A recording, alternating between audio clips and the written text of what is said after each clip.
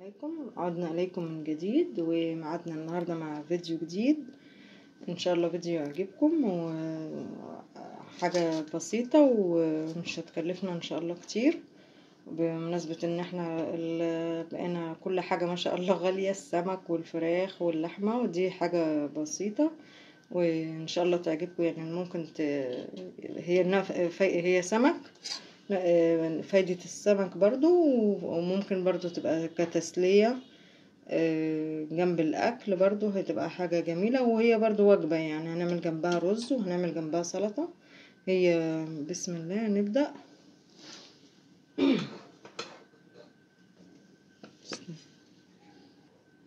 هي البسارية، هي السمك اللي هو الصغير.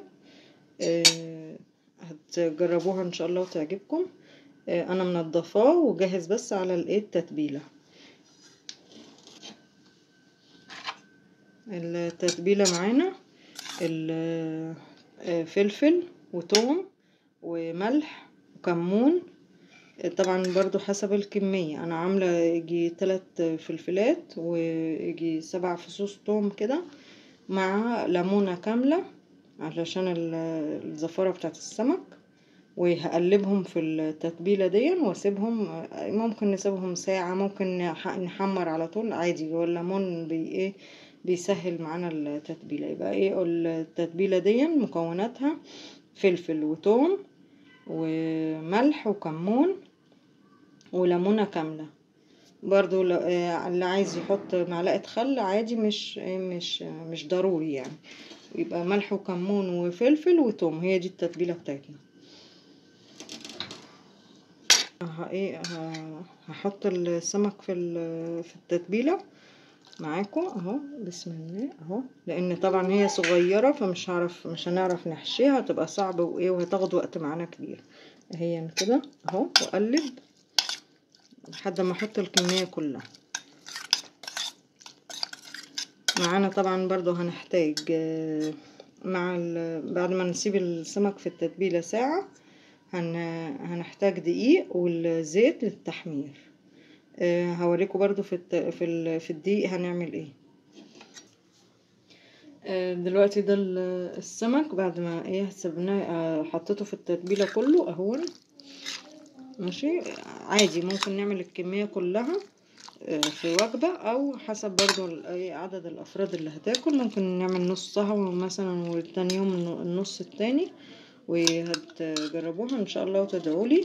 بعد ما تتبل ودي الكمية، ممكن نعمل الكمية كلها او نصها.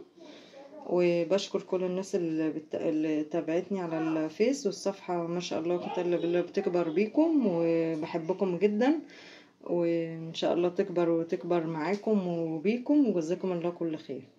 وبشكر كل الناس اللي بتتابعني على اليوتيوب، واللي بيتابعوني على الفيس، واللي بيتابعوني على الانستا، وكل اللي متابعيني في كل مكان بشكركم، وما تنسونيش من دعاكم. دلوقتي ده الدقيق، انا حاطه بهارات.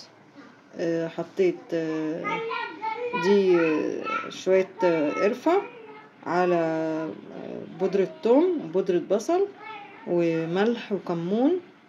ماشي، وبقلبه كده اهو كده، وبحضره كده، واحط بقى فيه السمك دلوقتي، واسيبه نص ساعة بالظبط، وابدأ احمر، بحيث ان هو الدقيق يبتدي يتشرب كويس في السمك.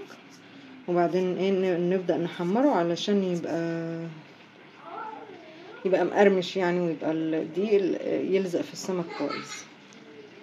دلوقتي انا حطيت السمك اهون على الدقيق، وهبدأ اقلبه كده اهو.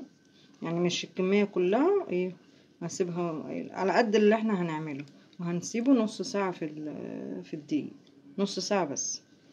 الزيت ابتدى يسخن اهون، هنبدأ بقى نحط السمك.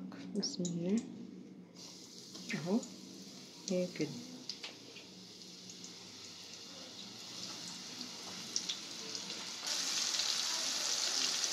واكله مش هتكلف 50 جنيه بالسلطات بالرز بكل حاجه، مش هتكلف ان شاء الله 50 جنيه، واكله هتوفر معانا كتير، واقتصاد باليومين دول يعني. ده شكله كده لما اتحمر اهو. وايه هبدأ اطلعه. ده شكله بعد ما استوى اهو مع الخضرة اهو مع الرز. وصحة وهنا، متنسوش اللايك والشير والسبسكرايب للقناة، ونشوفكم ان شاء الله في وصفات جديدة، والسلام عليكم.